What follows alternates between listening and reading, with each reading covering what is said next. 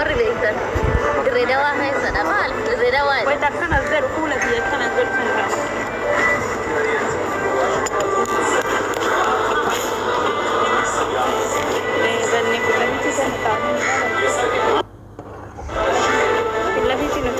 amin amin bakka nagaan galtee warri jirtan galatoomee walla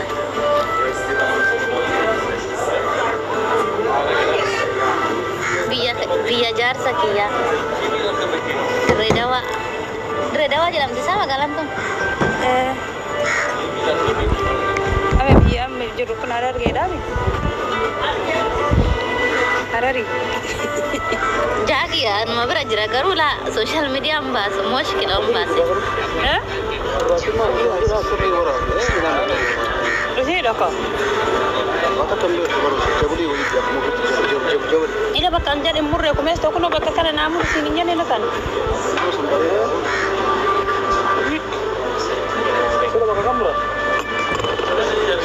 ila la Ethiopia nakati nama gurraachichiti argitanii duba jira kan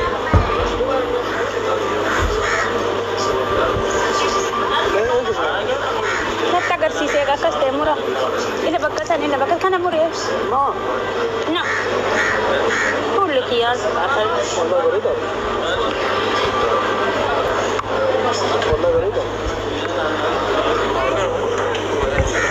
dirree dawaa isinin jaa bara ani maatti beekayana saayibantii enna qabee bahe ani biyya sanaaf haarawadha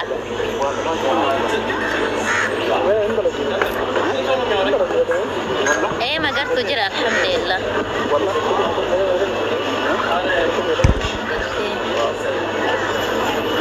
kaleessa ganamarran galee barara keeniin gaddalkan ture kalee ganamarran galee amma mo inshallah boroo kan iftaan gara arsitittiin ol kutaa isinin daawwachiisa arsiillee ishee kaayee galatooma baga nagaan galtisaa jettan hunda keessan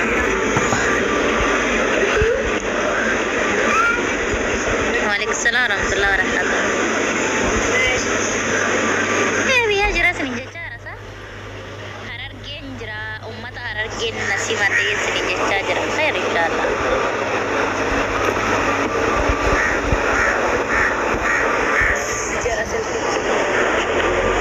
Kinoon agartan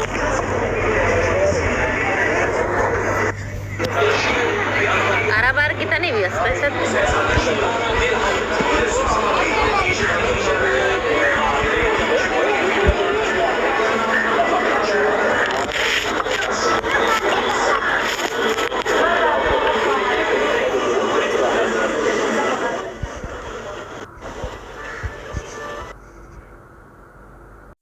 sii kenne fayyaa sii kenne yoo ati ittiin hin dalaganne namaa miti rabbuus hin jaalatu maaliif akka aalimni nutti himetti namni gaafa du'e fayyaa isaa tanarraa hin gaafatamu fayyaa sii kenne maal ittiin hojjette siin rabbiin qaama sii kenne maal ittiin hojjette siin jedha yeroo sii kenne maal ittiin fayyadamte siin jedha namaa miti rabbuurraa si gaafata sira dalagadhu dalagaan nama kabachisiisa malee nama hin diqqeessu kan nama diqqeessu waan namaa nyaatudha nama kadhatudha nama eeggatudha inni xumuraa ijoollee shamaraatiif ijoollee shamaraa ifaajeen teessan tun garaa isin nyaatu qabdi dalagattanii duniyaa teessan israafa hin godhinaa ilmi dhiiraa yeroo kamillee taanaan dhagaallee yoo cabseen jiraatu mucattiin shamaraa takka keessattuu ispeeshaalii ijoolleen biyya arabaa jirtan biyya arabaa dhuftee shintibeetii arabaa dhiqxee maal waan ta'eef duniyaa kee namaa kennitaati mee maaluma waan ta'eef duniyaa kan kee namaa kennita har'a bari yeroon ati qabdu waggaa 4-5 biyya ormaa keessa turuudha maaliif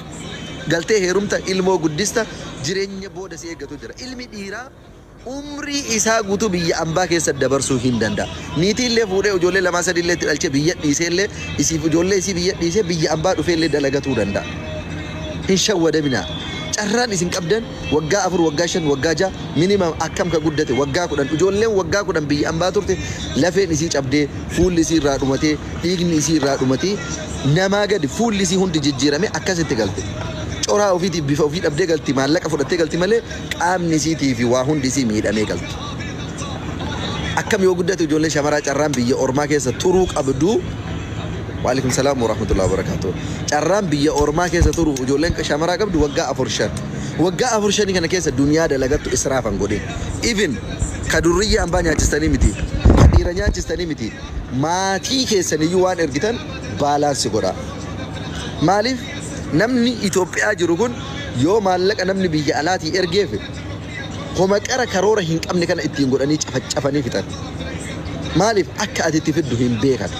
Homa akka Itoophiyaatti qamadii lafa facaasanii tumaan midhaan lafaa haamanii fidan kan itti fakkaata. Akka namni sa'aatii 15-16 shintimeetii namaa dhaqee hirriba dhabee sa'a barbaadee dhuftee madaamiin barri nama ankaakkaatee ka isiin jettu. Sa'aatii raftu ati murteeffattu sa'aatii kaatu ati murteeffattu nama sii murteessa. Hin beeku namni biyyaa waan akkasiisan yoo dhugaa walitti mutaate jecha. Namni biyya jiru haadha kee ta'e abbaa kee ta'e obboleessa kee ta'e hin beeku namni akkaataa duniyaa namni itti fidu akkaataa itti qabatan hin beekan. Nama muraasa nama rabbiin sodaatutu beeka waa'ee kanaa jechaadha. Wanti nama fayyadu kiisii namaati. Rahima kee qarqaaruu dandeetta, maatii kee qarqaaruu dandeetta, kan rakkate qarqaaruu dandeetta, kan dhibame ittiin yaalatu dandeetta, kan baratu ittiin barsiisuu dandeetta. Garuu balkino wanti hunduu daangaa qaba, likkii qaba. Haadhaaf abbaallee haqa namarraa qaban haqa haadhaaf abbummaa guutuudha. Garuu wanti kamuu daangaa darbuun qabu. Maaliif isaan jiraatanii darbanii jiran. Namni haadhaaf abbaa kiyya rakkoon qabu waan fedhan naa nyaatanii wanta akkas jedhamu hin jiru. Jiraatanii darbaniiran jireenya ofii isaan jechaadha. Gaariin illee ta'u hamaan illee ta'u. Si garuu boru fuuldura si eeggata. Atillee gaafa abbaa taatu jira. Atillee gaafa haadha taatutu jira. Gaafa ilma kan kee dhagaa nyaachistaa. Har'a jireenya biyya ormaa kana keessatti boru jireenya nama urgatu. Daayipariin takkittiin birrii meeqaan bitama? Warra argatu beeka. Aannan takkittiin birrii meeqaan wannaa ta'a. Ijoolleen amma ka nyaattu maallaqa ka irra albaatu maallaqa. Jireenya kana keessa ilmi namaa uf dagatu hin qabu. Si galee akka naafis inni kaleessa aara keessa deemaa daaraa haalaan guddattu. Itoophiyaatti illee maallaqa nyaatti maallaqa irratti albaati ijoolleen. Bakka kanatti yoo ati buutee baatee of qaqqabdee hin dalagannee yoo ati jireenya kee hin jijjiiranne nothing. Kuftee hafta bakka kuftee namni zoorre dhees ilaalu hin jiru. Walumaa galatti dalagadha waan dalagattan harka keessa qabadha. Ani abbaan barbaadde jecha kiyya kana itti gammaduu dandeetta itti gammaduu dhabuu dandeetta. An uf malee eenyuunu nama. Namni amanamaan jiraachuu danda'a garuu ufuma amana. Bakka fira kiyyallaa ta'u ahlii kiyyallaa ta'u maalillaa ta'u dursee ufuma amana ka itti gammadullee waanum harka kiyyaa qabuu fi waan akkaawuntii kiyyarraa qabu waan kiisa kiyya keessaa qabu. Nama jaalatuu jechuun nama amanuu jechuun namummaadhaan wal amanuu malee maallaqaan nama amanuun itti namanuu dhugaa dubbatuudha. Maallaqaan abbaa barbaade haga feete yoo jaaladhe yoo kabajjellee yoo amanellee namummaa isaan jaaladha hin kabajja bakka rakkatetti hin gargaara maatii kiyya ta'e fira kiyya ta'e saahiba ta'e oromummaa wal beenu ta'e maannim yoon garuu yoo naa danda'ame maallaqa ofii abbaan qabu akkaawuntii ofii banatee osoo akkaawuntii ofii rakaate ijoollee shamaraa biyya arabaa jirtullee bara jalqaba biyyaa baatu fireeshii taatee beekuu dhabuu dandeessa. Waggaa lamaa jalqaba biyyaa bahu namni akkaawuntii maqaa ofiitiin banatu wallaaluu danda'a. Gaafa biyya galtee deebitu garuu waggaa lama booda biyya kan kee gaafa galtee deebitu akkaawuntii deebi'u waan kan kee akkaawuntii irra galfatu gaafa biyya galte ganaa nama harkistee kottaa birrii sannaa baasa maaliin gootan lafaan qonne wariin binne manaan binne asiin bunne mee manni sun hin jiru lafti sun meeti lafti sun hin jiru horiin sun meeti horiin sun hin jiru ganaa ammallee siddatii biraa biyya ambaatti deebita laata maaliif waa lama dhabaa jirtaatiin gaafa kana maal taata maatii kee ka jaalattullee hin dhabdu. Zanni baddaka maaliif maallaqa itti kennattee amantee itti kennattee dafqakee itti kennattee yoo si jalaa balleessa qalbii si caba akkamitti akkana na godhaan ani biyya ormaa keessa xaaree dalagadhee maaf waa kiyya kana na jalaa balleessa jettee maatii kee illee dhabda tokko lammaffaa maallaqa kee illee dhabda. Melaala namni lama dhabaa ta'uun waan kan kee harka keetiin nama kennite dafqa kan kee ofii keetii fuutee nama kennite lama dhabaa ta'uun hagam ulfaata. Horii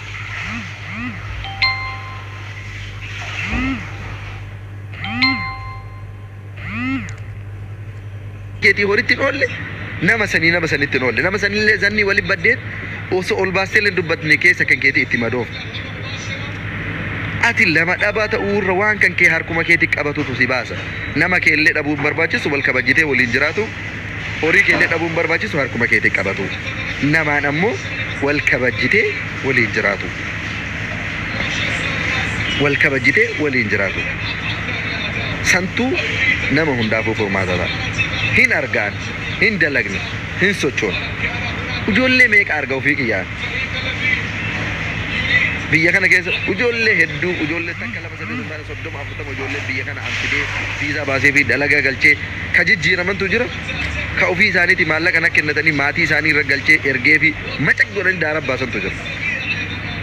Daara baasanii gana biyya galtee gaafa biyya galtee maatii gaafatu birriin takkittiin lafan jirtu gana nasrii biyyaan baatin na deebisaa jirti ebalu biyya alaatin na deebis jirti maal taate maa dalagatteen galle kenoo maallaqa ergatan turre dhiismee waan dubbadhu maatii ergeera jala daaraa godhan maal jechuudha osoo teknooloojiin tolee jiru osoo akkaawuntii maqaa ofiitiin namni baafatuu danda'u osoo harka keerra kaa'atuu dandeessu wantummaan namaa waliin nama gahu hin jiru baqe jireenyi jaarraa kana keessa tiyyaan na baasii ta'ee jira abbaan jabaate abbaan qaroomate of danda'ee jiraata abbaan gowwoomateef abbaan damalaafu abbaan qalbii laaftuu qabu namatu sirra deema namatu siin taphata an kanuma jedha gama kiyyaan goolabee jira waan na hordofaa turtaniif galatooma warri giiftiin illee leenca nurra ooftanii warri akka firii oromiyaa gammee fi obboleettii tiyya qaalii maal siin jedhume jechallee siin qabu bilisummaa ulfaadhaa kuwwan illee isin hunduu galatooma